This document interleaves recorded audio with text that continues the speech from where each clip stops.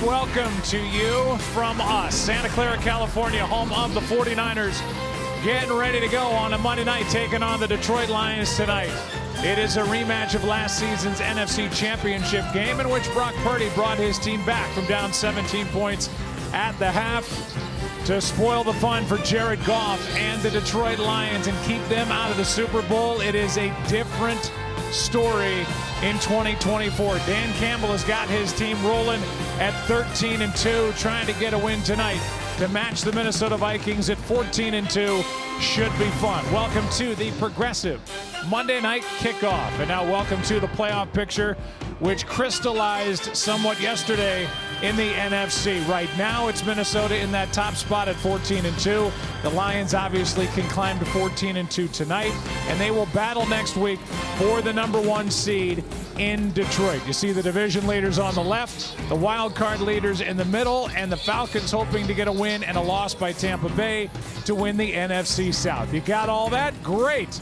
Because here we go here tonight. Welcome to the broadcast booth. I'm Joe Buck, along with the Hall of Famer Troy Aikman. Lisa Salters is coming right up. Let's talk about the Lions. Let's be honest with you, the viewer. It doesn't all come down to tonight. They've got a big game coming up next week at home against the Minnesota Vikings, but they want to keep their momentum. They want to get their 14th win.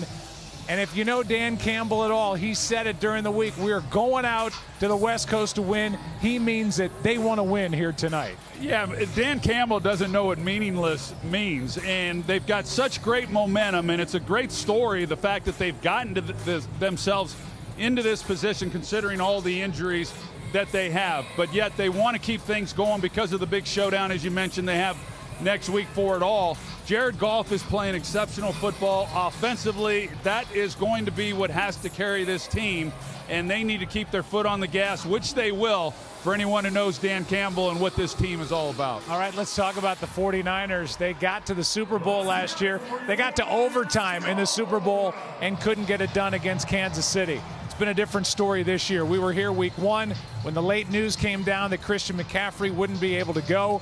He only plays 4 games during the regular season. He's out. Trent Williams plays 10 games. Brandon Ayuk, 7 games. It's been a frustrating season for a very good team in the 49ers. Yeah, a well-coached team, a very talented team, and just dealing with a lot of injuries. Injuries occur throughout the league, as we know, but they have just decimated this San Francisco team. But you come into this game, a meaningless game for them, but don't tell Kyle Shanahan that, because there's a lot that they're trying to build upon. They've still got those that are healthy playing, guys like Nick Bosa, of course, and Brock Purdy. And for Brock Purdy, this is an opportunity for him, because the first couple of years that he was the starter, everything was kind of perfect, and he had a lot of good players around him. He didn't have to do a lot.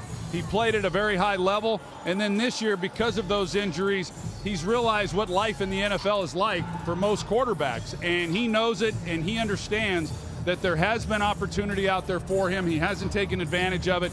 Tonight and next week are opportunities for him to show that he can carry a football team when he doesn't have the best talent around him. So these are important games for a lot of reasons. Yeah, he is eligible, by the way, for a new big contract. There is a lot on the line for Brock Purdy and for these 49ers in their own way here tonight. The Lions are getting set to go. We'll take a break and come back and continue before this fun matchup in Santa Clara.